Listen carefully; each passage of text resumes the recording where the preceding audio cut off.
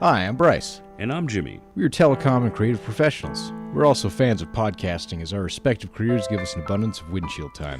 While there is a podcast for just about any obscure topic you can think of, there was no regular podcast pertaining to Montana politics. And that is why, with our combined powers, we are Montana Voices Podcast. We strive to be an independent voice for all issues pertaining to Montanans and Montana politics. We also strive to be very forthcoming with our personal biases as we attempt to see beyond them.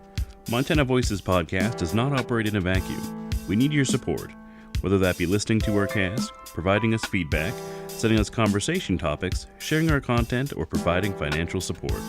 We look forward to a long career in podcasting with your added assistance. So welcome to Montana Voices Podcast. We're into Season 2. New legislature, new us, and we are joined, graced with the presence of Mana Online again. Did I say your name right? Because it changes sometimes. Yeah, the co-host formerly known as Mana Online is really cruddy joke. It's 10 o'clock at night. I've been swimming. I'm somewhat alert and cogent with it, so my jokes are probably going to fall flat. We're just going to, we're a very serious podcast anyway. Yeah. Absolutely, yeah. So my name is Chris. I am the person behind the online Twitch channel, Mana Online. You can follow me on social media there or on Twitter, primarily at ManaOnline_ or twitch.tv/ManaOnline. And you had a busy online presence recently. Weren't you running some sort of charity run or something? Or yeah, I did what I did. Let's see here. We're recording on the 3rd, so released on the 4th. So tomorrow. Yeah, okay, so releases on the 4th. Why does it say... Wait a minute. It says it releases on the... Oh, God. Microsoft calendars suck. They just completely... made me think that March 4th was Sunday, but no, that's April 4th. God, I'm totally lost track of the back end that we're running here, the thing that really does the business, all open source, as in free as in freedom. Freedom source is what it is. It's not open source, it's freedom source. So yeah, on February 27th, I did a charity event for a local family here in Great Falls that lost their house in a house fire. I did a 4.5 hour performance on a rhythm VR game called Beat Saber, which again, it's described primarily as a rhythm game, but essentially it's you take it's all done in VR. You wave your controllers to take little laser swords and slash blocks to the beat and time of music. And I did that for 4.5 hours straight to raise $333. Well, for this family. Well, that's a good thing for the. I guess there's been a number of fires in Great Falls specifically. 4 or 5 fires. If we count like the winter season from like September of 2020 all the way through till like the end of February, probably I would wager or spitball. There's been at least 4 or 5 fires. Including one lady that apparently decided to literally GTA a house. Did you hear about that one? I did not know. So I can't remember which particular house fire this was, but apparently one lady decided to get back at her ex by making a Molotov cocktail and throwing it in the house. Huh. I've never tried the cocktails, but it's good to know that they're effective. Yeah, dark humor time, right? We could say it was super effective. Okay, well, I mean the whole it's house after 10, so this is after hours. The FCC, there's different requirements, so just crazy lady used Molotov cocktail. It's super effective. Yeah, but that wasn't that. I wasn't performing it for the benefit of that particular family. It was a different group, or it was a different family that we knew through the Pokemon Go community around here. Pokemon is still a thing. It is a thing, but to say that it's changed would be to underscore how the whole quote unquote new normal has changed a lot of things. A lot of us in the community really genuinely miss the social aspect as much as there are some people that play the game that were just like, ew, creepy. Well, you're going to find that in any gaming community, I think. You're going to find that in any community. I think that's missing in I think that context is missing in a lot of social settings, or when people say, oh my God, these guys are just playing a mobile game online. And I just look at them and I would like in many ways to just look at them and say, when was the last time you were actually with your church group in a social setting or anywhere else? And you just looked at that one parishioner who always came to the church but sat in the back. Were they scribbling out their manifesto, or were they just balancing their checkbook? I'm just really curious. Have you talked to that person to find out? That's a good question. They're working on the cocktail formula, I think. So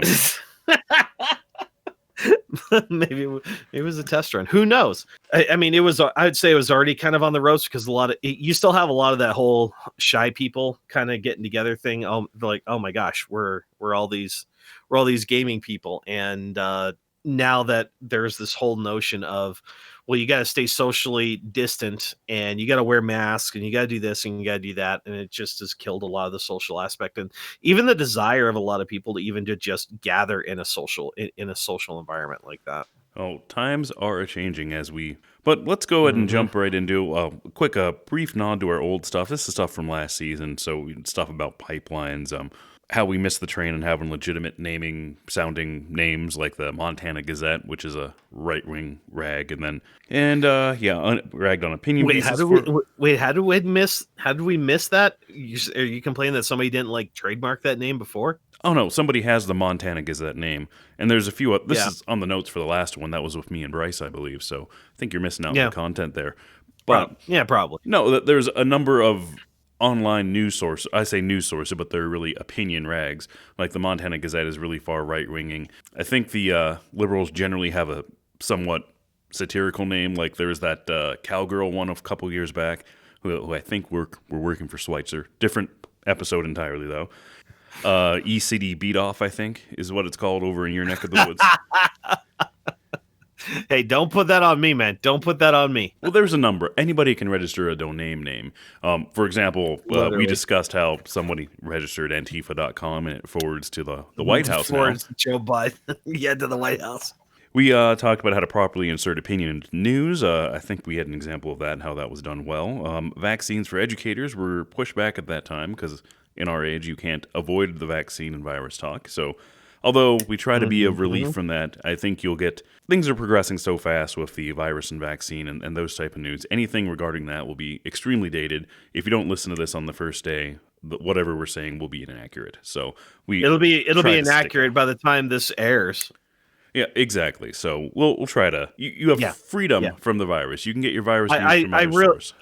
Reprieve. And I think you make a good point there. In that, despite that happened the last 4 or 5 months, it's incredible to see that the whole notion of COVID and the vaccine and new normal and everything like that is still a massive weight on everybody's lives and in social groups. Because we talked earlier about how the social aspect in the local Pokemon Go community here is crushed, and it has a lot to do with that. It really still does. Everything has changed online, even for something like Pokemon, because that's still small groups of people. So you're under what was it, 6 people you couldn't have together, or 10, or whatever the number was. But I mean, I personally helped organize events that had like 50, 60 people there in attendance. That's it's just such a bizarre concept. that we're talking like 2018, man. We're talking. I want to say it was like summer 2018, 2019.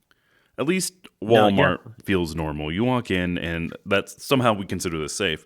And there's 200 people there that don't look like they've bathed in a month. So it's Walmart feels normal. Church still does not, but we go to a small church. There's only about 30 people in attendance anyway in this big building. So space is socially distanced within, and we weren't even doing that per the Missoula guidelines until very recently when we were allowed to. So.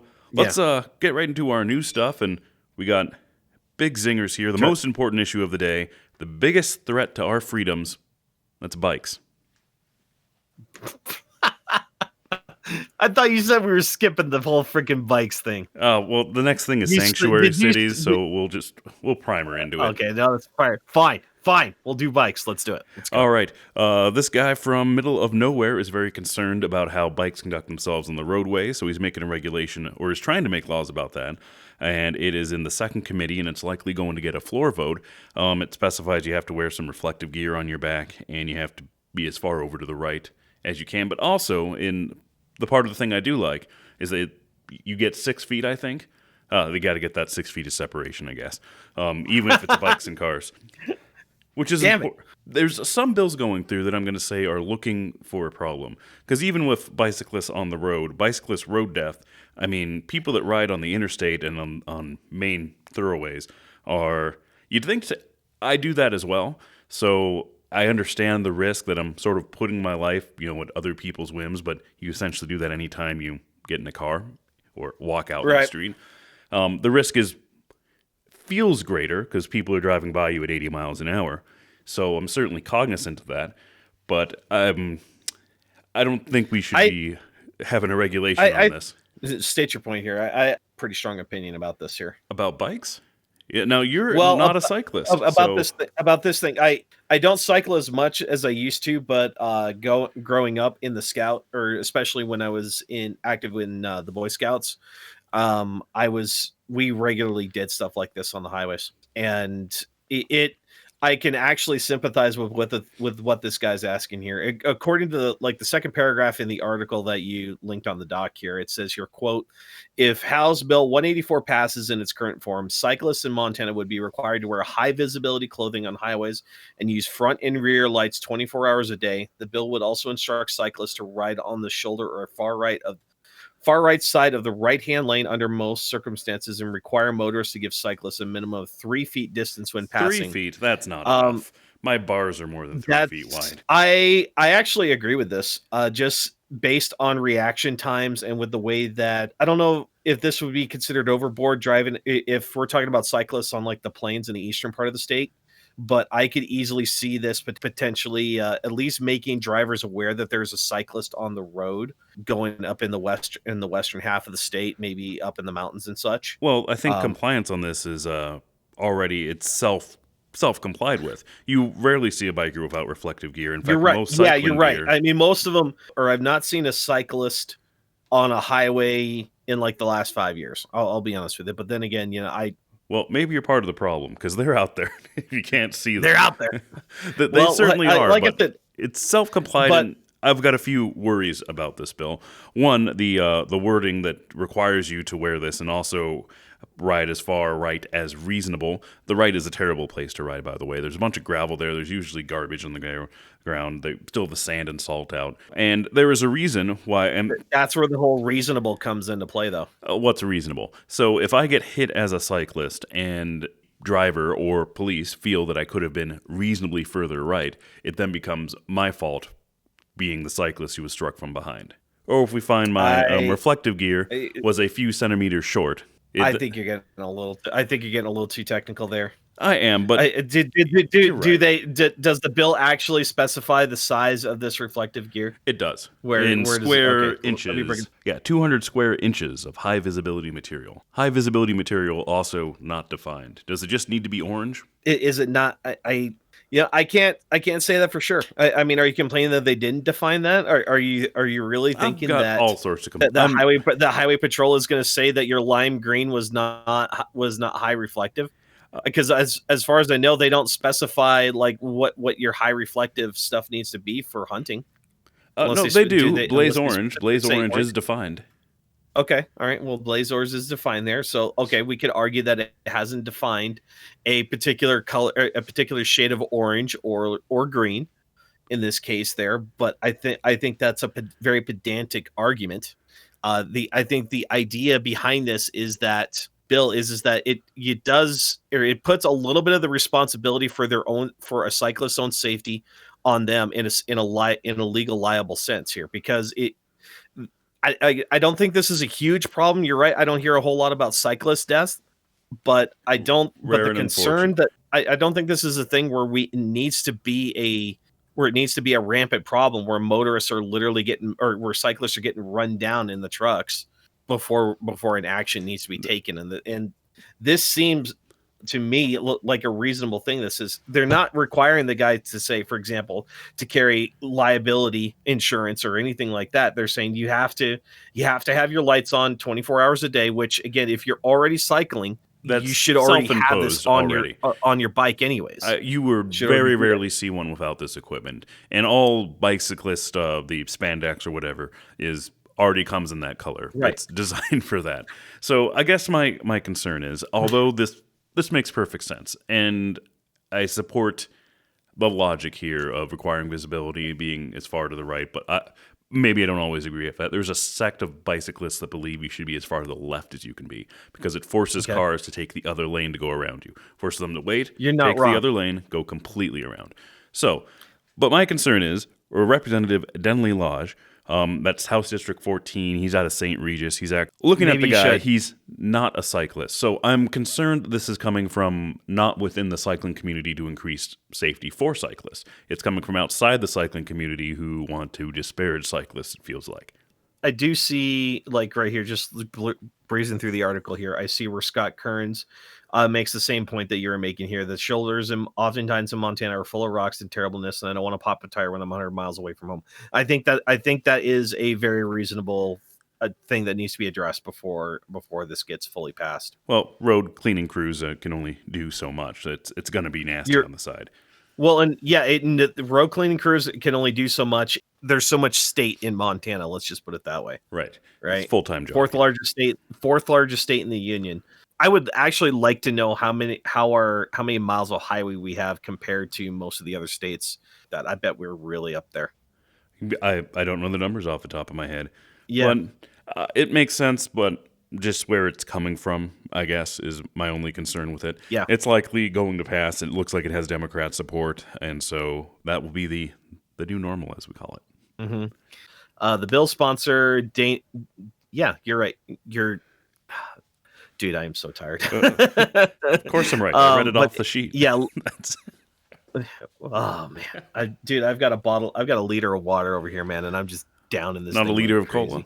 No, dude, no, get me no, I can't. I almost retch at the idea of downing a liter of any kind of soda in my body anymore.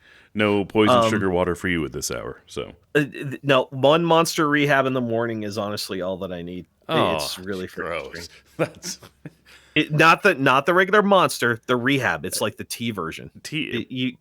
Yeah, actually, dude, next time that you go to a gas station, just take a can of Monster and take a can of Monster Rehab. It's going to be a very small section of them because there's not a lot of different flavors for it. But just compare them there, and you're going to be absolutely shocked at just how little extra crap there is in that thing. But no bull excrement. Not that I saw in there. Well, it's a different product entirely than Monster. But yeah, Monster, and no, it didn't give me wings either. So I think I'm pretty safe so far. Circling back like the wheels on a bike. It's here. Nice segue. Logue said is not necessarily very popular with the bicycling community, but it is popular with the traveling public in cars and trucks. And I think that is I agree with that sentiment because a cyclist typically is going to have a lot more reaction time than the driver of a vehicle just because of the speed and everything else that a driver has to keep track of. That is absolutely true. But in St. Regis, this is not a problem. There's just that one main road there. Somebody from like Missoula or Billings or something like that went over to the St. Regis dude and said, "Hey, you want an easy layup to help you with re-election?" It's like, yeah. Well, then they toss them this bill. It says here's a bill that that's gonna require that cyclists on the highway wear reflective stuff. And he's like, cool. I'll write it down. Anywho, let's for brevity, let's go ahead and move on to the next one that we will not be having any sanctuary cities in Montana. There's legislation running through that specifically doesn't ban them, but limits states, or counties and cities from being designated sanctuary cities if they still want to get a fine. They will get fined, and also they'll miss out on state grants if they set up a policy of blocking law enforcement from detaining unlawful immigrants sought by federal immigration authorities is the language. The way that's worded, and I definitely have a problem with this. Here's something else we can argue about. This is in search of a problem that we do not have in Montana because there is not a single sanctuary city in Montana. No, there's not. And likely will not be. More of an idea of kind of like heading off that notion is the way I read it. I agree with you. I don't think that this should be a high priority because even as liberal as like Missoula County is right now, they're not even talking about this as far as I'm concerned, or as far as I know. Well, because there's no reason to talk. Well, let's take a moment to explain why the idea of sanctuary cities I think is ridiculous. Anyway, all right, well, we'll spell out exactly what a sanctuary city is. Simply put, a sanctuary city, in the Constitution, it is specifically stated that local governments and state governments cannot be compelled to enforce federal law. And of course, immigration and illegal immigration being federal. So it's not that when you think of a sanctuary city, you think of illegals going around murdering and raping and everything and being able to get away with it because the police can't do a single thing about it, which is absolutely not the truth. If you commit a crime as an illegal immigrant, which I would argue that most of them specifically avoid because they're illegal immigrants, that it means they will not detain you on a federal retainer. They can still prosecute you for any crimes you commit or anything else. And if they choose to, even if they pick you up for, something as simple as a traffic violation, they can choose if they want to hold you for the feds. And I think it's about 48 hours is the hold. So if the federal, but if you're found violating federal laws and say you're an illegal or there's a warrant for you out from the federal government, they have to hold you for 48 hours. But if you're a sanctuary city, you say, we're not doing that. We don't agree with this law. Not necessarily across the board. It's sort of a decide on a case-by-case basis. If a guy's, you're pretty sure he's a rapist and also a legal immigrant, once again, very rare. Well, not to get too far out of the woods. You can say, well, we want to hold you on the federal, so we will hold you to get you out of here to be somebody else's problem. But it's not compulsory. So that's what they mean by sanctuary cities. A sanctuary city that they call a sanctuary city will not compulsively hold somebody who's violating or wanted on federal law for illegal immigration, specifically. That's not an issue in Montana, first of all. Billings handled all the Mexicans. They're no longer there. I don't know where they went, but they really cracked down. Maybe thanks, Trump, I guess. But the lower south side of Billings is no longer the epicenter of culture that it was. Really? I didn't know that was a thing. Oh, yeah. They had Cinco de Billings Mayo had parades culture? with lowriders and everything. Dude, they had culture? Why didn't somebody tell me? Billings had culture. I could have been enriched. You could have. I could have been. Somebody could have told me about this. Oh, would have been great. Lower South Side Billings used to be my favorite spot. I lived in Billings and Laurel for a number of years. Right down from the power plant. That explains that explains why you enriched me all the time when we were working together. Exactly, and got a mini haircut. A couple things on this one is that when I was doing my own kind of research on this whole topic, because like what you pointed out there was made when I really started thinking about it, I was like, wait a minute. So why does the government need a detainer order for an illegal immigrant if they've already been busted doing it, breaking the law locally? Well, they don't. You're still liable for all those crimes. It's going to scoop them up. Our criminal justice system isn't a thing where that just says, oh, well, are you a citizen or not? No. Okay, well, then we got to let you go. That's not. So you're telling me all I have to do is not be a citizen, maybe be sovereign, and I'm free from prosecution from any law. I've got a couple of YouTube channels you should probably watch. I'm sure you're going to get a kick out of them. I'll do my own research. Because the sovereign citizens usually get dunked pretty hard, but every single time. Every single time. But I mean, hey, maybe you'll find the one thing that they don't want you to know about. The law enforcement doesn't want you to know about. What I've found is that a lot of times these detainers are coming down because to know how this works, you got to understand how this whole situation started in the first place, which was that the illegal immigrant crossed the border, was arrested by ICE, and because of national policy, although we arrested them at the border and we said that you have a court date on this date, we essentially released them on their own recognizance with in court by the state. And guess what? Almost never happens. Well, of course. I mean, if they it's almost an never option show up to never come back. Yeah. I mean, they disappear. I mean, they're released into the United States. So what do? They disappear. They almost never show up for their court hearing. So I don't know what the stats are on that, but I'll just roll with it. So yeah, I mean, to me, if an ICE detainer comes down for an individual who has skipped that hearing, I mean, to me, that should be, if this is going to be our policy, then we have to, if this is going to be our policy as a nation, then we have to enforce it. If we're not gonna, then to me, from my political position, why are we releasing them into the country? Well, that is an issue you need to take up with the federal government, not Montana. Yeah. But the argument on the right is that the actions of the federal government are directly having an impact on the state level by creating a situation where it makes it almost impossible for them to deal with the direct effects of said national policy, because like right now Texas is already seeing a massive surge of illegal immigration Well, again. Texas, which is on the border, we're Right. almost as far as you can get, not counting Alaska. So this isn't. Right. I'm more concerned about Canadians, and I've always said we're Yeah, building the wall on the wrong border. Ooh, man, with some of the stories I've been hearing coming out of Canada, Oh, this Alberta might not be an stand. issue. This might no, actually, more in Quebec Really? is the big issue right now.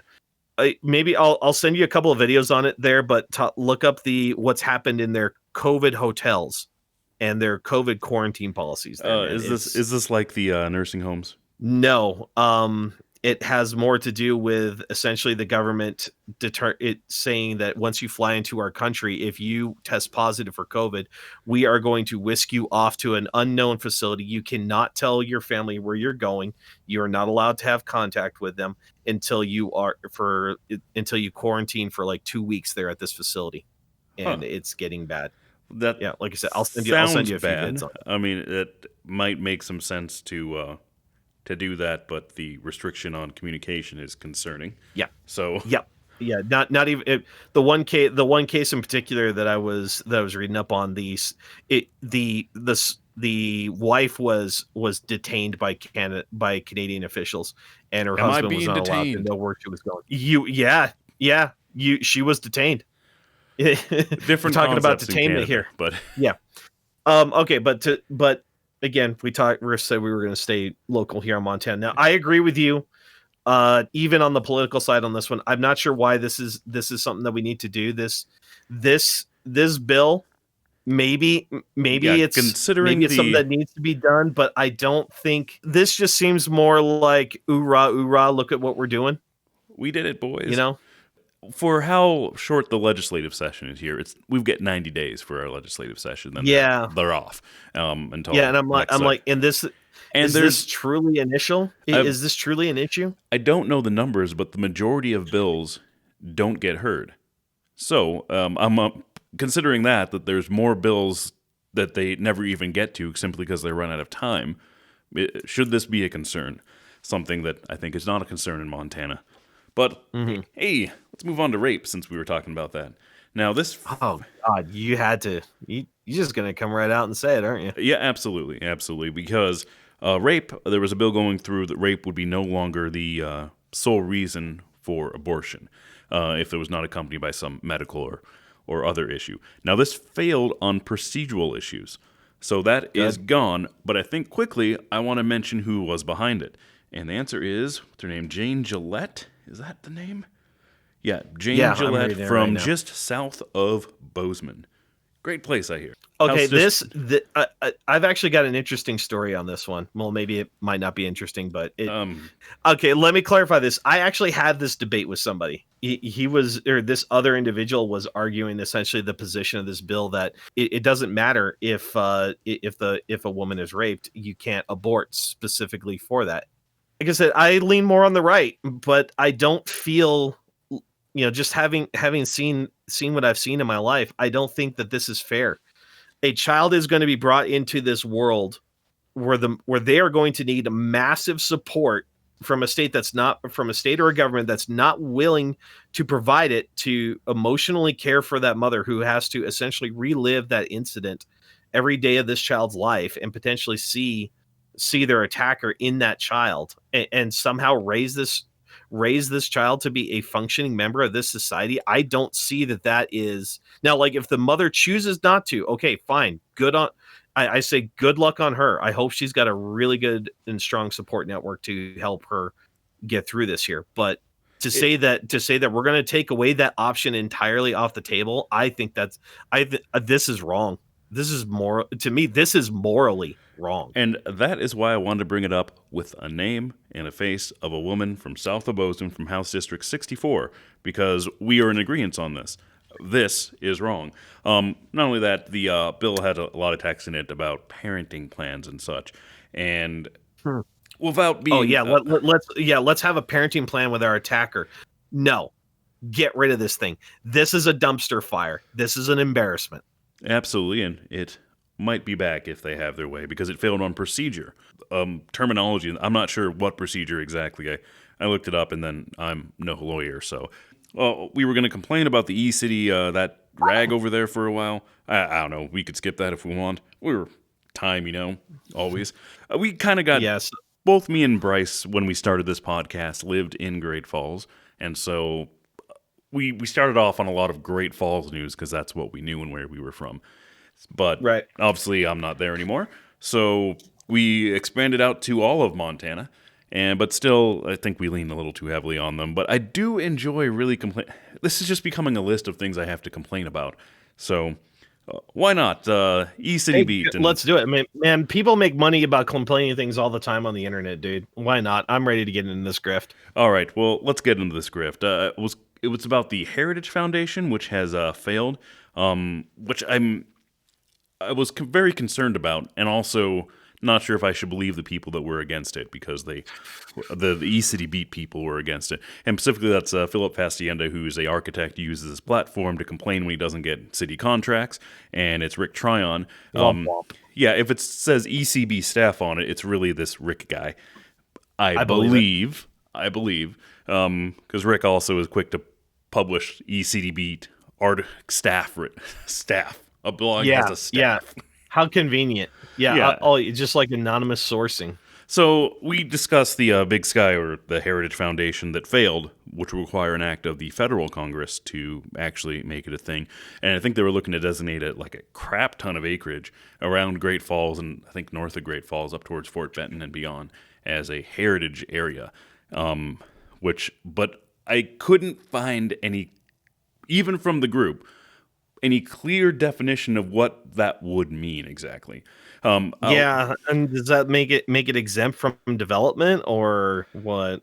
Well, yeah, these are the questions I didn't get answered, and I don't know. We could probably be journalists and interview the people. Jane Weber, I think, was chair on that. She used to be the head of the election committee in Great Falls. I mean, we could ask the questions of the people, but as a layperson, I can't figure out what they're trying to do exactly and what this foundation does. Does it prevent development there? Does it restrict natural resource extraction? Does it, who knows? We were getting back to complain about one person who does write for ECD Beat occasionally. She usually complains about that, the Heritage Foundation, and also somebody else on the commission, Tracy Hauk, is the one of 4 county commissioners over there. Oh, yeah, they've been dogging on her for a long time. Oh, dogging. Yeah, they've been absolutely chomping at the bit. But yet, Rick Tryon was chomping on that bit, and yet he didn't have the balls to run up against her in an election. He tried that before and lost because he was making fun of the homeless outside of the library. Took a picture of him to complain about it. And I was complaining about crime. But this next time that he decided to run, he actually won election. He did not. He chose to run in the off years, so he wasn't running against Hauk. So this next election season, I think it's June is the filing deadline for you guys over there, for the county commissioners. I think it's Mary, Mo, and Hauk that are up for re-election. I believe. Right. So I don't recall. So they complain a lot about this one specific person who was a political opponent at one time of Rick Tryon. Convenient. And they've toned it down a little bit.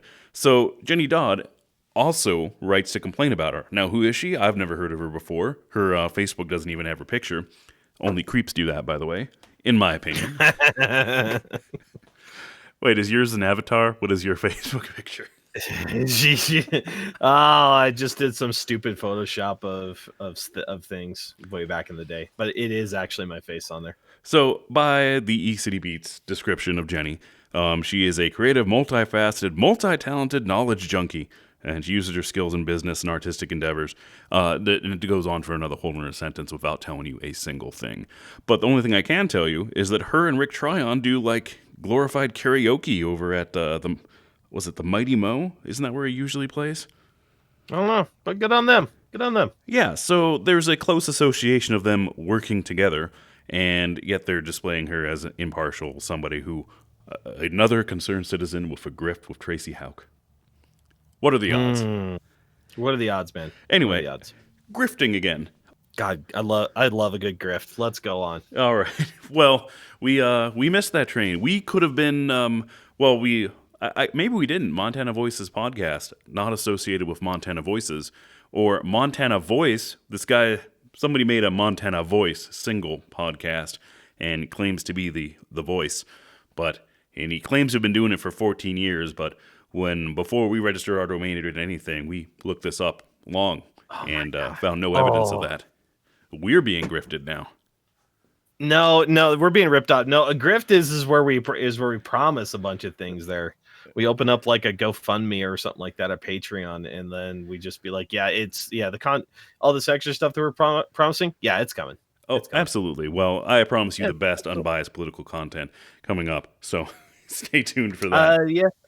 Yeah. Well, we're being ripped off, but we're kind of a rip off ourselves, so I don't know if we should really complain. Not really. We're not promising more than we're delivering. Well, yeah, what you see is what you get. We try to be exactly. So, I mean, it's like the crummiest grift in the world of grifting. I forget our verbiage on the intro where we recognize our biases and try to see beyond them, or some colorful language, I think. I recognize my biases. I fully accept my biases. I just try to listen to other people's perspective on it, because I'm not, especially as I've been getting older, I'm like, meh, is it really worth a lot of this fighting? Well, there's so much more to do in life. Like complain about taxes, or who is and isn't paying taxes, which is not the tribe. The tribes, as an independent sovereign nation, do not pay. The tribes themselves, depending on the exact tribal agreement with the federal government, the members of the tribe may or may not pay federal taxes. It varies greatly. This is a complex issue. At some point, I need an expert on this, and there might be one on the future. I'm kind of reading this. I'm reading this bill, or I'm reading this article that you sent, and I'm like, so are they saying that the tribe itself doesn't pay federal taxes, or are they talking about the individuals here in the tribe reside itself, on, like, not the individuals, because they have no authority to handle. That was settled during treaty 100 years ago. This one is specifically aimed at, because it's coming out of Polson. Of course it's coming out of Polson. We've covered the Polson issue before, how there is a group of people who are actively seeking, not white people in like Polson in that area, who are actively seeking to undermine tribe. In fact, they are ballsy enough to have a billboard advertising their book entitled American Tribal Tyranny, and some subtitle I forget. You need to send me this. I want a good laugh. I just want to see a picture of it so I can laugh. The billboard or the book? It's a real book. You can buy it on Amazon. Both. You shouldn't. Send me a link send me a link to the book just so I can mock it, and then a picture just so I could laugh at it. I didn't get a picture of the billboard, but it's there. These people are so important with them. Okay. So they're, what are they saying here? That basically that they need to be paying federal tax? Yes, that's what they're trying to say. And we've talked about that sect before. That book, I haven't read the book. By the way, I don't want to buy the book because I don't want this author to get any money. So if anybody has a PDF or any EPUB copy of the book, I do want to know what's in it, but I don't want to pay for it. Not because I'm against paying for books. I'm not suggesting that you pay for the book. I just want to see like a screenshot of like the Amazon listing or something like that. Just to be like, wow. I feel like in a lot. So like, I think the big thrust of their argument here is that the county, the local counties and stuff like that are losing out a lot in potential revenue. If we're looking at this just from a strict, what I would call a strict scrutiny perspective, at least in my own head, I'm like, okay, I could see an argument being made for that because they are there. But again, what counters that in my mind is that there, like you just said, there's already a long-standing treaty that basically essentially, or that makes these tribal lands sovereign nation. Well, it makes them. It's weird. It makes them sovereign, but also makes them federal land. And of course, the federal government is not paying property tax to Lake County or wherever. No, they're not. So I mean, I think you're right. It would almost be like this would almost have to be taken up at the federal level, where the federal government would have to reimburse the state government for, you know, the equivalent of whatever the property tax value or something like that of that whole area would be, if we're gonna be going to it. But I mean, the tribes have it essentially in their treaty. They are. How can you tax another, essentially what amounts to in this context, another nation and say you must pay to the local government. Which, by the way, taxation. That's theft. Yeah, uh, I knew you were going to say that. I knew you were did. Go But to get into the specifics here, this was proposed by Greg Hertz, a Republican from Polson, because of course it's from Polson, deals with a temporary property exact exemption on tribal-owned property. It's a 5-year exemption. So when the tribe wants to put land into federal trust, they get a tax exemption for 5 years while it goes through that process. Once it becomes a federal trust, then I don't think they pay taxes after that. So this is talking about only taxation for pieces of land that the tribe has reclaimed. So this gets into a weird issue. And we've talked about this before with that Ruth Bader Ginsburg case and that tribe in New York. Quick refresher, tribe in New York lost a lot of their land from the after the Dawes Act. Basically, they had a reservation set aside. The government decided they could use the land better because, one, most of the Indians had died at that point. Turns out they were a lot more cleaner than the Europeans. So when they came over with all the drugs, before a single shot was fired, like 90% of the natives died. Anyway, story for another day. So they got a reservation, and there's not enough tribal members to use all the land on the reservation. And of course, there's a number of other factors against them as well. But the government came in and said, you're not making good use of the land. We will do it for you. So after the Dawes Act was passed, they purposefully did checkerboard ownership of land. So one might see that intent was to make sure that it wasn't a continuous tract of Indian land on the reservation. Like both your neighbors on both sides are not tribal lands, but yours is. Yeah. So later, this tribe in New York gets some money together, and they are trying to buy back the lands that were allotted to them in treaty, but stolen from them by the federal government afterwards. And there was an issue of taxation, because after they did that, the counties and cities they were in said, you should be paying property taxes to us. Makes sense to us. The last people that owned it were, essentially. And so Ruth Bader Ginsburg had the tie-breaking vote to decide that was reopening the wounds of long ago, and that they should pay property taxes. So it's along some of those same lines, but I don't know. I look at this one and I'm like, this is so. We're taking all the complexities and hard to understand things that is our relationship with the tribes and putting tax law into it. So I'm not necessarily authority on it. I've read the bill, but it's on a Bill 138, which said a lot of it goes over my head exactly. So. Yeah, I see what they're talking about here. They're even in this article, they're talking about the Dawes Act, or as otherwise it was generally known as the General Allotment Act of 1887. Committee took no action on the bill. Do you know if it's still, or this is from February 2nd? Do you know if it's gone anywhere? Well, if they took no action, they chose not to modify it. So that is, last I checked, still a potential and still could get a floor vote. I know we're getting into a lot of complexities here. So yeah, okay. Can you boil it down for me here? What's the intent behind this here? That basically they're gonna say after the 5 years, nope, you got to pay because the federal government hasn't acted on this. That we get to collect back taxes on this thing. Exactly. Well, it doesn't want a 5-year waiting period at all. They should be paying taxes the entire time, is what they argue.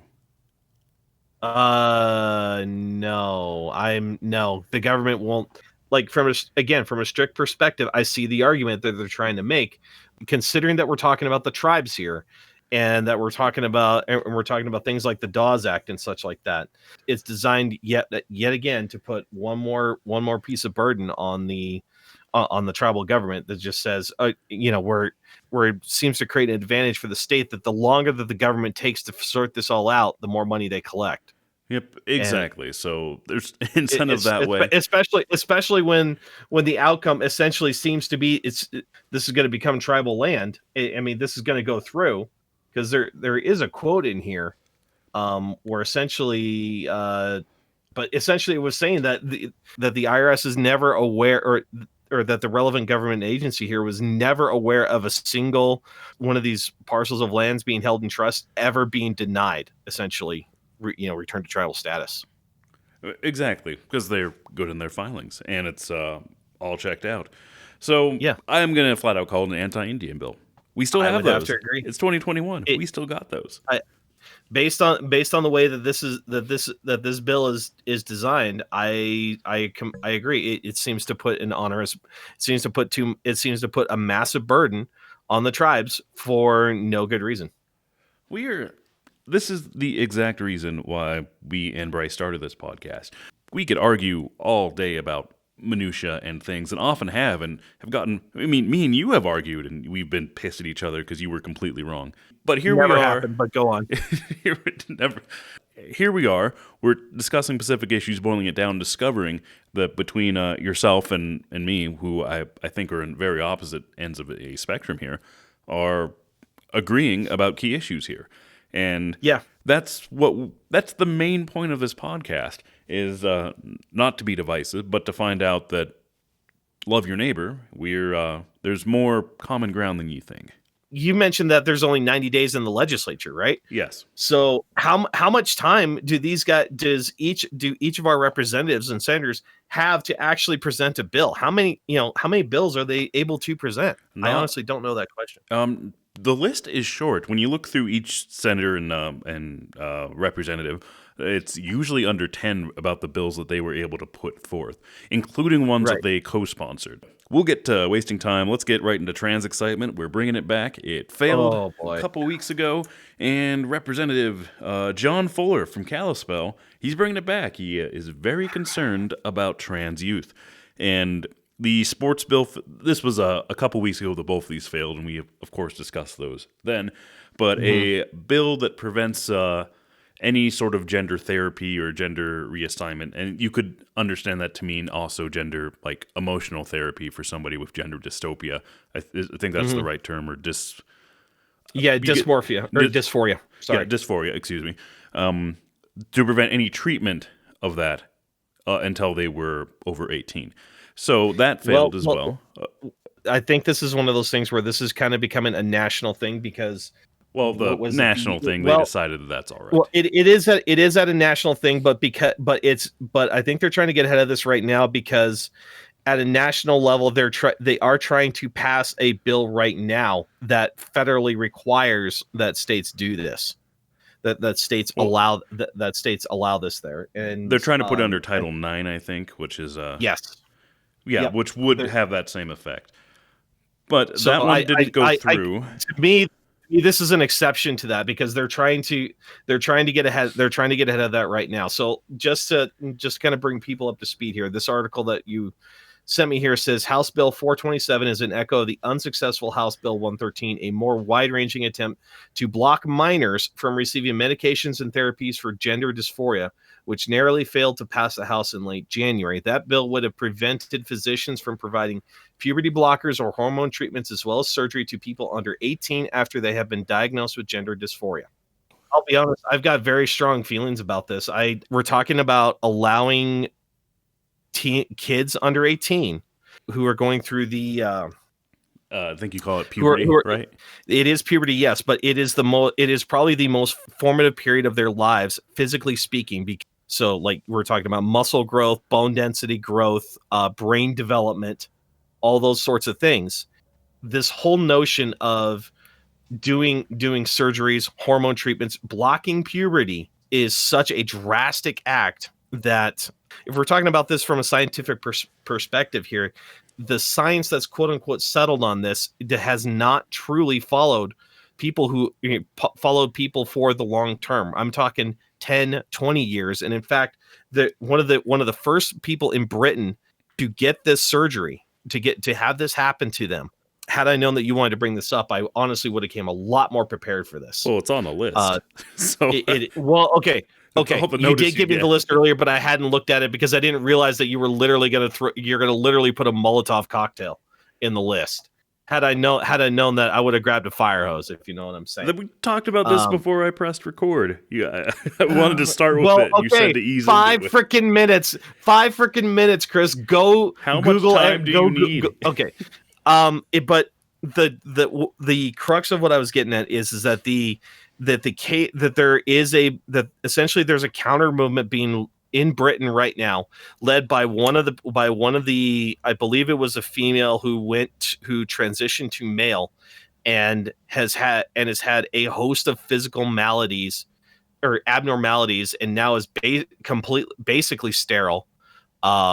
Is suffering from massive osteoporosis. Well, I'd be surprised if she wasn't sterile, actually, and Just Well, okay, limited but I mean medical knowledge. that's the point that she was making is that when she made this, or when he made this decision back then, that he was not, he couldn't, he was a minor at the time. There's a reason why we don't let people do a lot of this stuff until they're the age of the majority. If they have at least had a period of time where their brain is where portions of their logic and reasoning centers of their brain have had time to develop.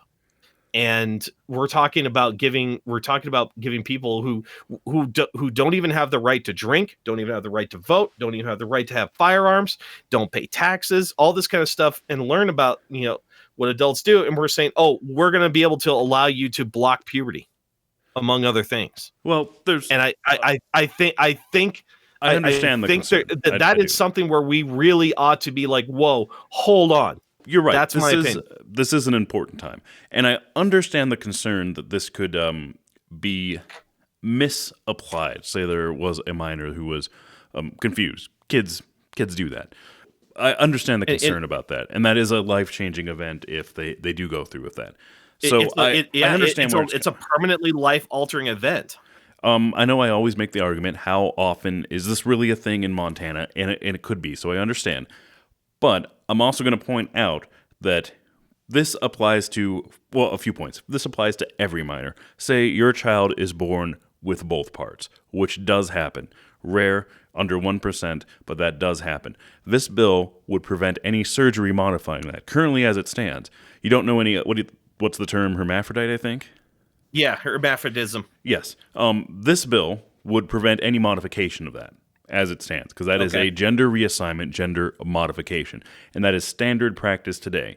If you're born with both parts, they decide which parts you have more of, I guess. I don't know. I'm not a doctor. Yeah. There was an episode of House on that. Yeah. Where they covered that. Such a long. Yeah, it was actually an interesting way to look at it. I mean, obviously, House MD was a drama about it, but I mean, it was just more the idea of, oh, yeah, I could actually see that this could happen in real life. It's interesting. Yeah, and it does happen in real life.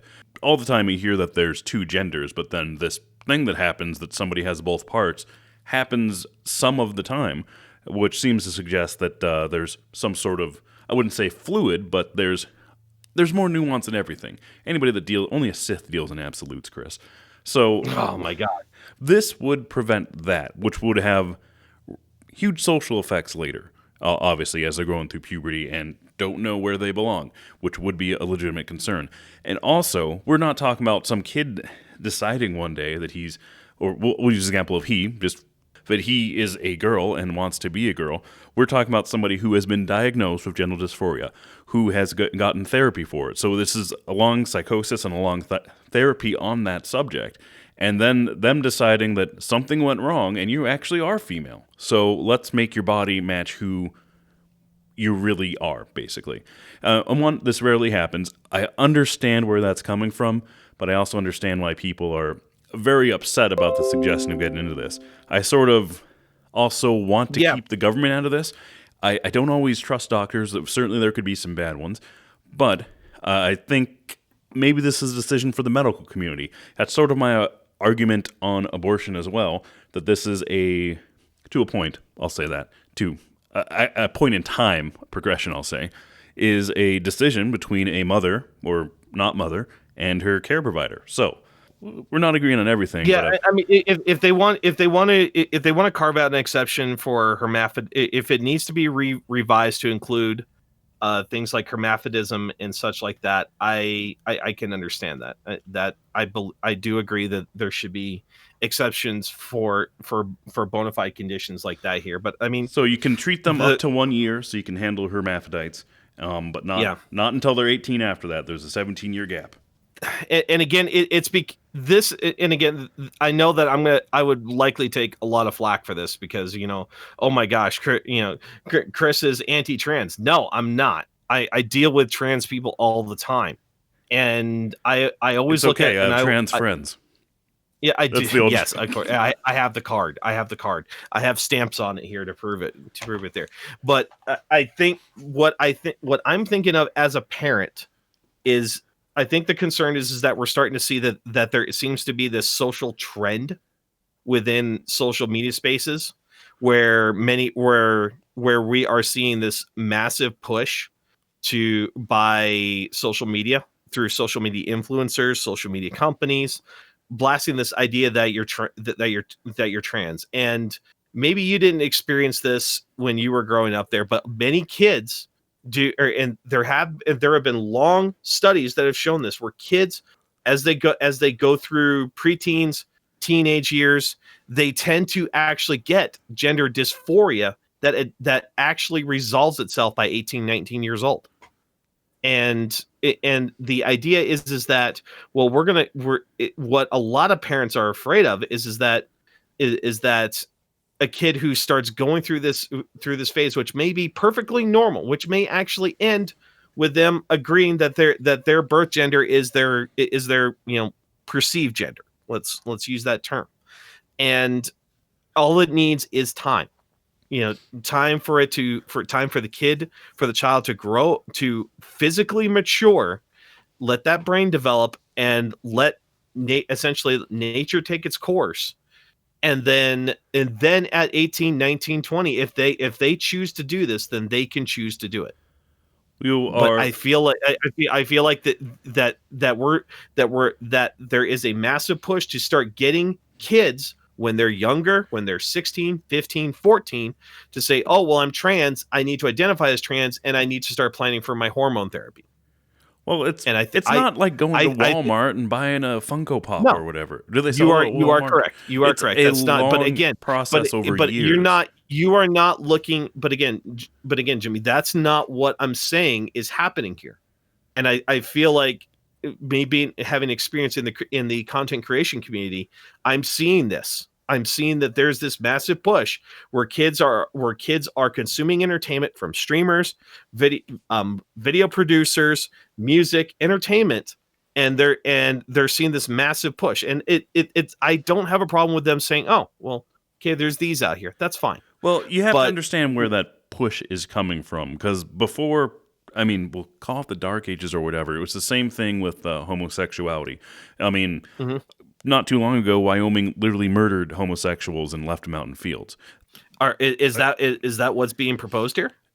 Are we proposing to do that? The point I'm making is, it has been so restrictive on things like homosexuality, on gender change, on being a trans person, that it has been so restrictive and so stigmatized previously, that now I think we're probably getting an overexposure for what that is, because I think the number of people that are actually trans and actually change genders, I think, is very small. So we are getting overexposed because we need to be overexposed. It's sort of like if Black Lives Matter. We're going to get to that again. Once again, you got really quiet when I mentioned my Black Lives sticker. Not tonight. All right. I'm just saying it's an issue that we've let go for a long time, that we have not addressed, that it's been stigmatized, that has been an issue, and we're just hearing more about it right now because it's its time in the spotlight.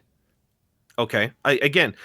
As I pointed out, I do not have a problem with it having time in the spotlight.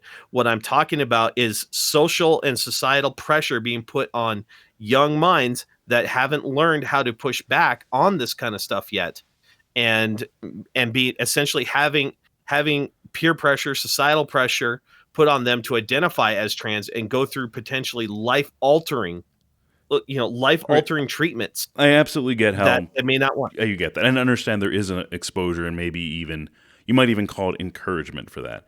I saw the same thing growing up as far as being gay. It was the cool thing. At that time, maybe we had a very progressive community in Laurel.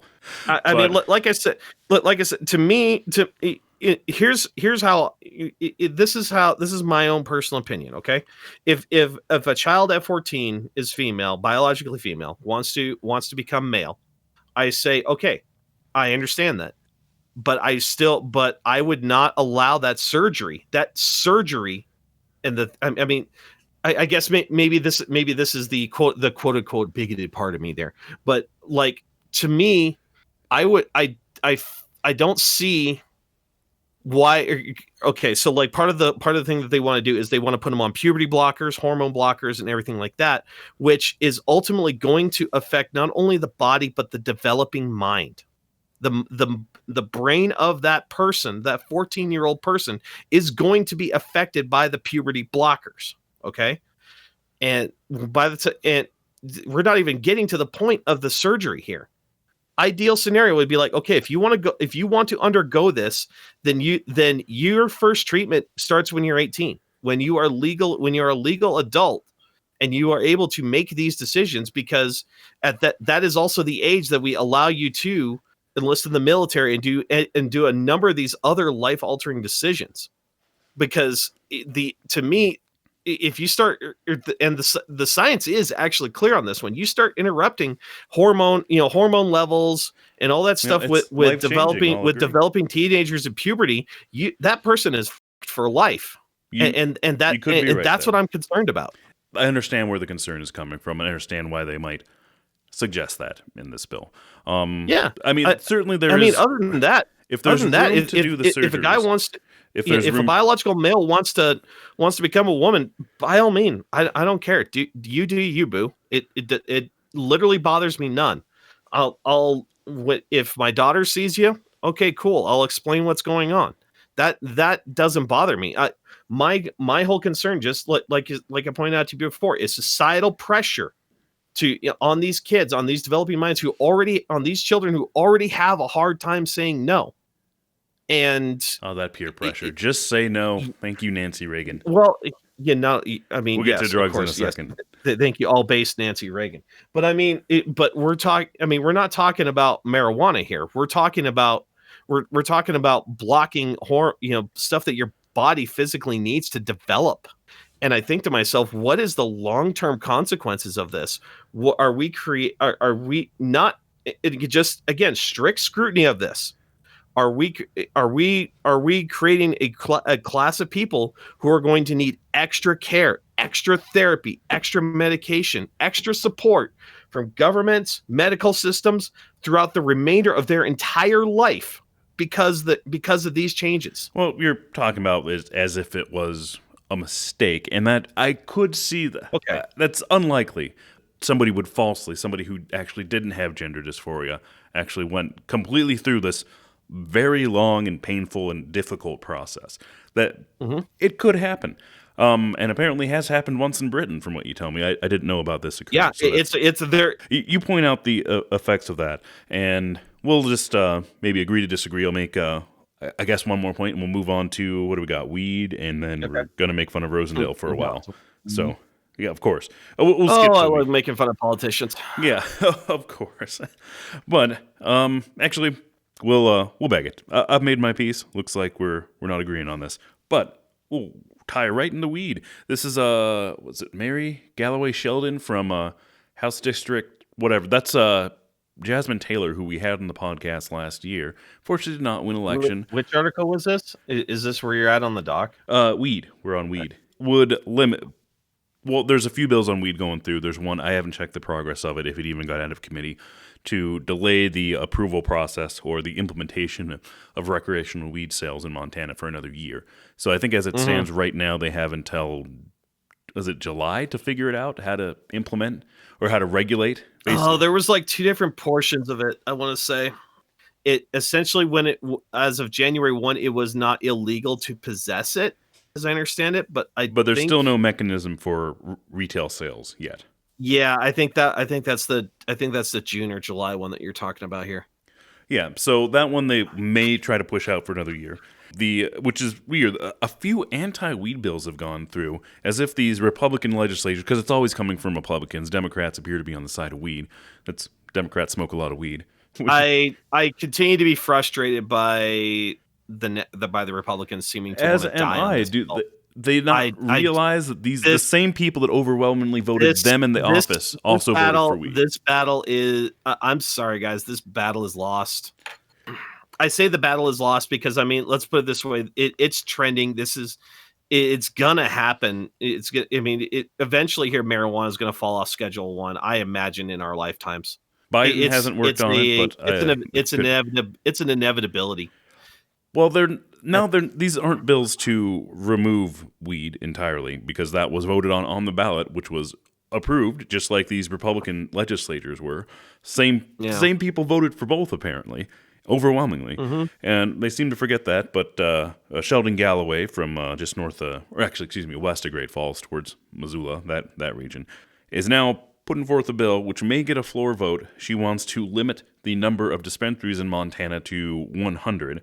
And if we do it the Montana way, we'll make sure that all 100 of those stores are owned out of state by some conglomerate. It's the Montana way, Chris. Yeah, of course it is. It's almost exactly like how our liquor licenses around the state just keep winding up being owned by the same parent companies, just under different names here. Yeah, And weird how it's a lottery system is suggested. But when questioned about the bill, because people are like, well, what the hell, Sheldon Galloway? Do you not know anything about weed? 100 is actually, I don't know if there would be 100. There might not even be 100 medical marijuana places as there is right now.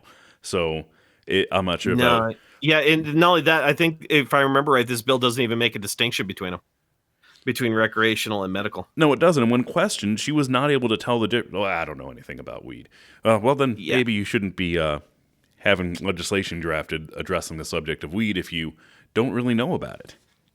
Yeah, I would suggest. now- So wasn't the point made that like Gianforte's budget bill kind of relied on recreational sales to stay balanced? which, by the if I way, remember right. taxation being theft, I'm going to continue to buy my weed from the guy behind M&H.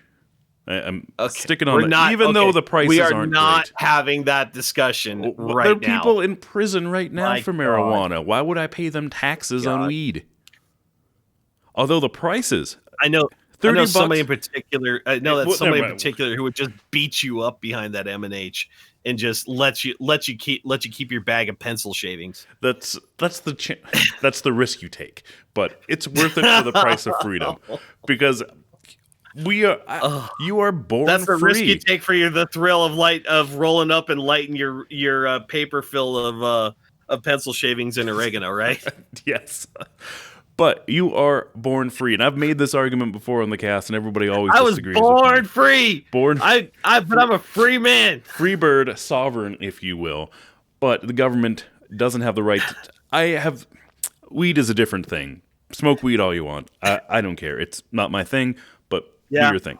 Heroin, other stuff, you absolutely shouldn't smoke heroin, but I don't have the right to tell you not to smoke heroin. I don't need the Montana nor federal government to tell me if I can or cannot smoke weed. That is my own private decision that affects nobody but me and my responsibilities. So I just don't like being told that I can't do something, even after they tell me I can do it. Now I'm not asking them for anything. Guy behind M&H is where You it's want at. an interesting sidebar? You want an interesting sidebar to that? Yeah. I was reading today on Twitter that apparently one Chinese official made it clear to a U.S. official that China right now sees the United States as going through their own cultural revolution, a la like what happened in China during their communist revolution, because it was just as much of a cultural revolution as it was a political one. The commies. So. But Yeah, but We- I mean, it's actually if you look at like the argument regarding weed and everything like that in that light, that like the culture of the United States is actually it's been slowly inching towards where it's at now, but now it seems like the snowball has been kicked down the hill. The revolution itself is actually happening. Yeah, but as it you're is right. for this bill, this is a really dumb bill, in my opinion. Because recreational weed was passed was I feel like in a lot of ways recreational weed was essentially relegated to the notion of, oh, let's just put it up to the voters, let's just see if they can get a voter initiative to do it. Well, the voters freaking did it, and I hate to tell these guys, they tried to but kick I it. know, They tried to kick it down. I know people in law enforcement that signed that initiative and voted for it. So don't you little busybodies get on me about this.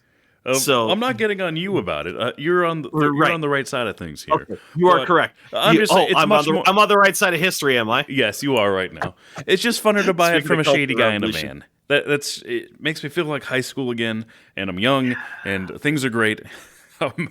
Oh and my I'm paying God. way too much It for was it. the summer of '69, right? Some You got your six stream at the 5 and dime.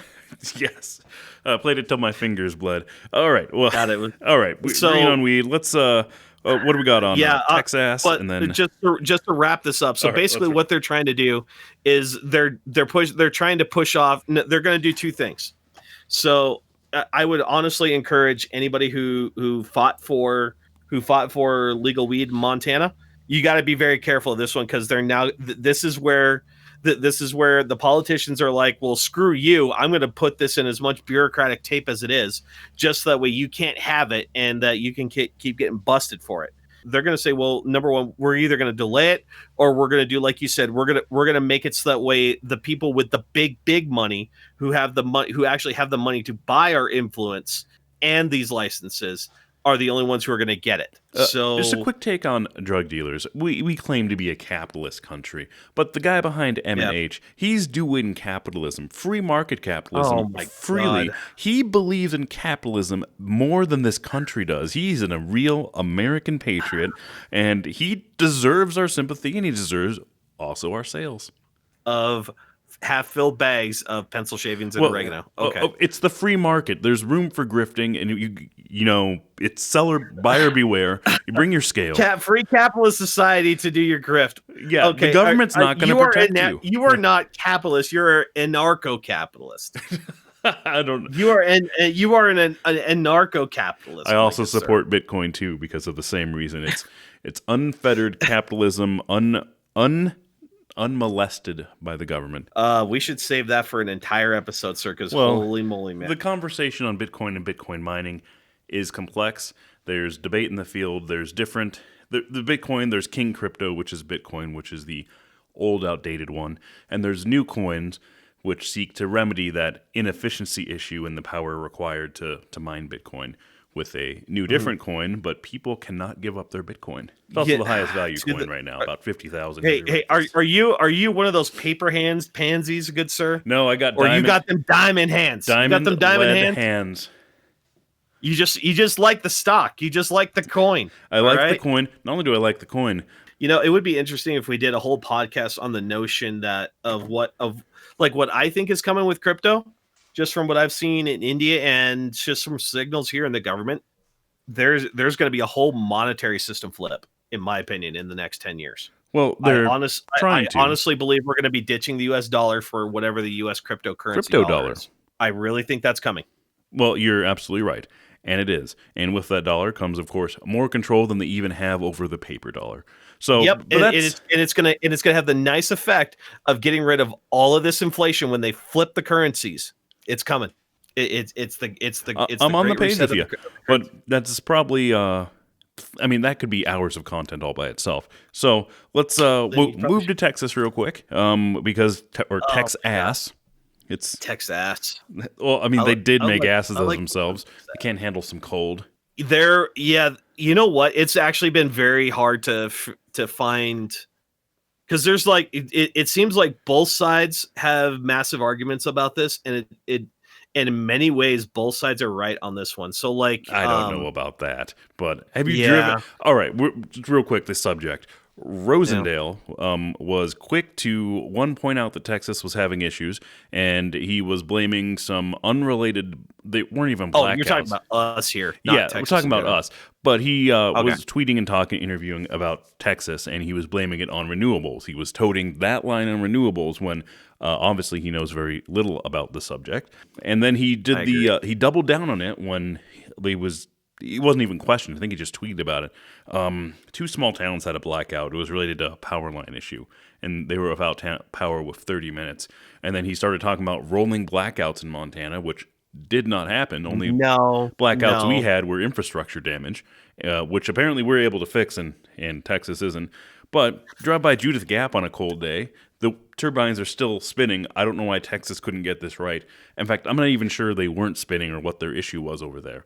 But wind turbines work in the cold. Now, I'm no turbinologist, so I don't know what winterization is needed, but it sounds like Texas dropped the ball on this, not necessarily the design of wind turbines dropped the ball. It was a combination of a failure in the renewable energy. Now, keeping in mind that I'm talking about specifically about Texas, from what I've read, that the shortfall like between, because I think that the last time that it happened in Texas was like 2010 or 2012, if I remember right.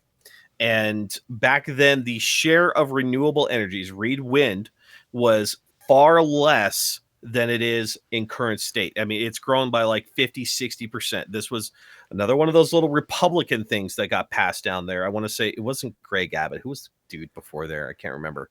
But some idiot Republican governor signed this thing where basically they had to start converting their grid over to renewables. So it was a combination, proportionally speaking, when that previous outage happened, the drop in power output from renewables was proportional to what happened in 2021. But because renewables were so much more of the total electrical grid, that's why there was not enough power to cover things out there. Now, there were other issues like Texas asked for permission from the Department of Energy to turn on some old non-green plants to help make up some of the shortfall, but they were denied that permission to do so. Well, there was a few factors there, and also the factor of they didn't winterize their cooling ponds for their nuclear facilities, and I think two of them. It was a failed sensor for the nuclear one. It was a failed external sensor was the cause of that one there. Nuclear. I'll actually, if you want, I'll send you like a 2.5-hour podcast with where there was an interview done with an energy specialist who actually broke down entirely everything that happened in Texas. Everything that happened. It was be interested really in listening to that. But as for Montana, no. I think any politician here who wanted to blame it on renewables is an absolute idiot. Well, that's Matt Rosendale. Maryland Matt, I might add. Maryland. Right. From Maryland. Montana is one. Texas, in a way, could be forgiven for not winterizing their renewable sector because it's freaking Texas. He always complaining about Texas. Texas should have prepared, but I don't think maybe Texas's implementation of renewables wasn't up to par. I mean, we didn't have those issues here, but maybe we're different because I think we sell all of our renewable energy to Canada, as I recall. Yeah, it's going out. It's definitely not staying in Montana. Like Texas, you're right. The big problem that they have is that as they became more and more dependent upon renewable, they did not prepare that renewable energy sector for potential disruption of like extreme weather events and stuff like that. And we still don't have the storage we need. It was a cascade of problems, right? For sure. And we still don't have the storage facilities, or the technology doesn't exist to store. Nope. So some of this makes some sense. But to blame renewable Montana's energy is basically use it or lose it. Exactly. Well, all energy, or all electric energy, sort of is. But you can turn off you can even turn off a nuclear power plant. So, but to blame it are very small issues. Like I said, it was the issues we had here in Montana during the cold snap were simply facilities that were failing, power lines that were getting knocked over, etc. On renewables was completely wrong, and our representative Rosendale is an ass. When they're putting up renewables here in Montana, they go up with the knowledge that the turbine itself is going to be straight up operating in air temperatures of like essentially anywhere from like 20 to 30 degrees different from what the ground level temperature is. So like if it's above freezing on the ground, I mean, imagine how cold it is up there at the blade with wind blowing on that thing. Well, it's fiberglass, so what does it care how cold it is, right? Like, once again, I'm no turbine right. Doesn't care, but the turbine itself is designed with that level of cold and that constant cold pressure in mind. Like things are insulated. A super cold, something striking that turbine blade when the surface temperature of that blade is like -30. That something striking it doesn't cause the blade to shatter or something like that. Like again, I'm not an expert at this. I'm just trying to create essentially an impression of the idea that in Montana, our renewable sector is built with the fact that it gets cold as hell around here, or it gets colder than hell around here. Apparently, wouldn't hell be warm? I don't know. Well, Texas froze over, so I mean, who knows? Hell did freeze over. So I mean, that's the big thing. So to say that our renewables failed here, I would love to. I just want to reply back to him and say citation needed. Well, they did. Because Texas, both sides in Texas came back with citations, at least that we could look at and evaluate. But like, I have not seen anything from Montana politicians that actually shows where it shows specifically where our renewables failed, like in the claims that they're talking about here. So Exactly. So let's last thing on the list, we got this smug young guy here. He's from not me. No, You not said you. young, so I know you're not talking about me. But smug, I was immediately confused. Well, yes, it probably is you. Or it could be you if you were hand-picked MAGA politician, Columbia Falls. That's this guy is, but he was proposing some Antifa legislation. He wanted them designated a terrorist organization in Montana. I don't think Montana does that kind of stuff. I Uh, don't think we have designated terrorists. we don't. You Oh got my him God, there. you're making me go to the Daily Beast. No We- wonder why you didn't tell me this. We hit the big time. The Daily Beast is making fun of us. God, Daily Beast. Aren't they usually sort of right-leaning, the Daily Beast, or what do they usually do? No, you think of the Daily Caller. Well, these What? It's Ben legitimates- Shapiro's thing. You telling me you rag on him all the freaking time. I do. Freaking. Did you forget that his wife is a doctor too? Oh, do I need to doctor. remind you of that? Dry hard. That's the way he likes it. I don't know. Here's the problem that I have, because the idea is if they can if one side can designate this one group as a quote unquote terrorist group, and all of a sudden because they have this designation now, all of a sudden the government gets all these new little powers to apply to them.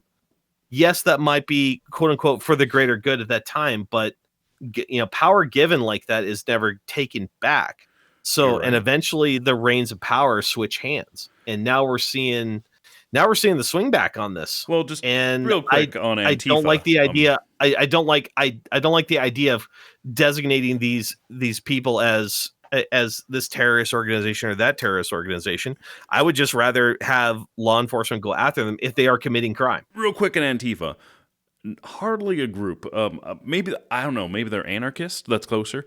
But I have met several people who self-identify as Antifa, but you can't because they're not really a group. It's like saying you're an anarchist government, as far as I understand. But also, they are not the other side, really. They're They're anarchists. That's different. You have stations out in Portland like Rose City Antifa who are of a more structured organization. Well, certainly some of And them then you structure, but there's no overlay. That's why somebody was able to buy the domain. It's not a nationwide organization with membership roles and rules and everything like that. You're right. That's the big issue with the idea of designating Antifa.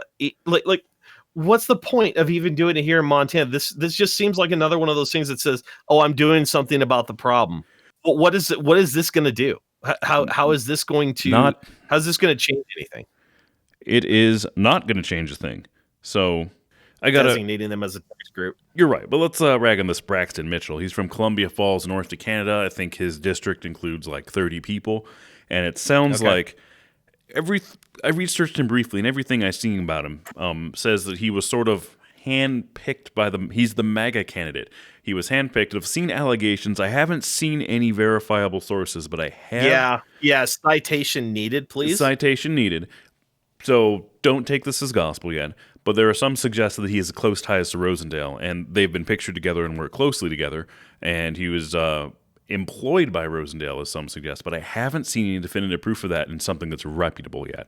We'll get to that. So this 20-year-old, as far as I can tell, he's never had a job outside of his family business. He represents north of Columbia Falls. He ran against a lady called Debo Powers, but he was unopposed in the Debo Powers. That's a Democrat in Columbia Falls. She's I love that name. So do I. It just sounds cool. I'm not sure. She could be an action star. I mean, anything with powers in the name. Apparently, her vote level wasn't over 9,000 though to overcome this guy. No, it was not. And we literally are talking about the thousands. There's not that many people up there. So yeah, that's true. To be fair, this guy didn't get over 9,000 either. he basically made an ass of himself presenting this bill because he had a number of co-sponsors. Because I understand why some Republicans might want to get on board with that. But then he did stuff like say there was bipartisan support, and they started asking him, and they actually took him to task, and all of his co-sponsors dropped off the bill as a way to censure him because he according to them, he acted poorly, not just in his bill content, but just acted poorly in his demeanor in the legislature. So he, I guess, no longer has the support of his people, but it seems like we want to keep close tabs on this guy. He's the MAGA guy. He's the MAGA candidate. 20 years old, no experience in anything other than running Citation needed.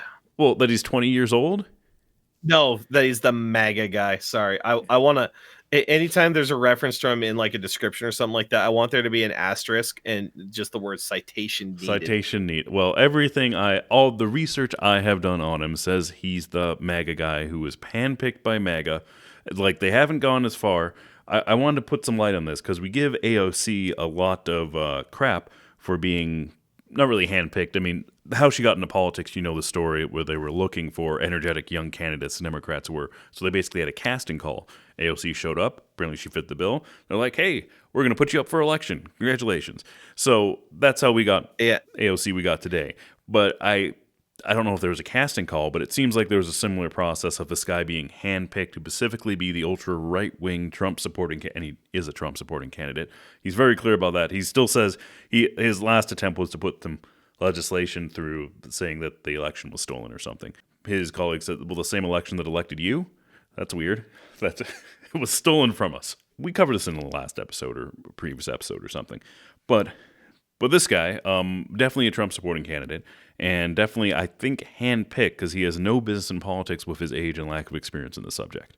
I would argue that against him being the quote-unquote handpicked MAGA candidate, that's just totally wrong. It sounds to me like he's more like the handpicked Rosendale candidate is probably the more accurate way to put that. All right, getting into semantics here. He seems to be as much as he seems to be just as much as MAGA as Antifa is a national criminal organization. All right, you're right, but he does support MAGA. He's all about that. We're just elevating this guy up. He's such a young, smug little face.